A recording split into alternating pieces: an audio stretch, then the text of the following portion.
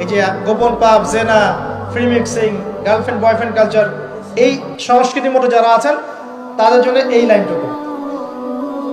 এই ব্যক্তি বলছেন, হে আল্লাহ, আমার একজন চাচাতো বোন ছিল। কে ছিল? কাজিন, চাচাতো বোন। সে খুবই সুন্দরী ছিল, মাশাআল্লাহ। আল্লাহ পাক মেয়েদেরকে চমৎকার সৌন্দর্য দিয়ে সৃষ্টি করেছেন, করেন নাই? যুজ্জিনা লিন-নাস হুব্বুশ শাহাওয়াতি মিনান নিসা। মেয়েদের মধ্যে পুরুষদের সবচেয়ে বেশি এই খায়েশাত আছে, মানে খায়েশ, প্রবৃত্তির তাড়না আছে, সৌন্দর্য আছে, চাওয়া। তো চাচাতো বোনকে আমি খুব ভালোবাসতাম এবং আমি তাকে পেতে চাইতাম। একদিন সে আমাকে শর্ত দিল, 100 স্বর্ণ মুদ্রা দিলে আমি রাজি।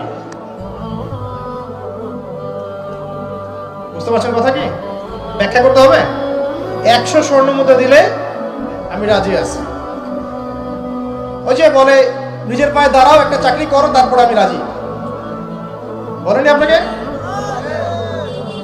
একটু টাকা পয়সা আর্ন করো, তারপর আমি তোমারই।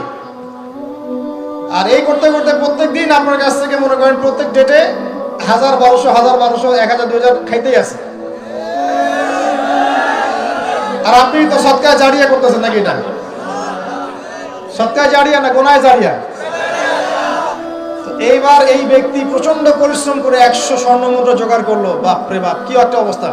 তারপরে সে 100 স্বর্ণ মুদ্রা এনে এই চাচাতো বোনকে দিয়েছে, দিয়ে বলছে, এখন আমার সাথে তোমার যে চুক্তি সেটা পূরণ করতে হবে।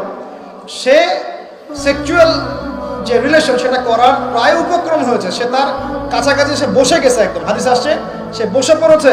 ঠিক ওই সময় এই মেয়েটা বলছে, হে আল্লাহর বান্দা, আল্লাহকে ভয় করো, আমি এই সতীত্ব এখন পর্যন্ত নষ্ট করি নাই, আল্লাহকে ভয় করো, আমার সতীত্ব নষ্ট করো না। কে বলছে এটা? এই চাচাতো বোন।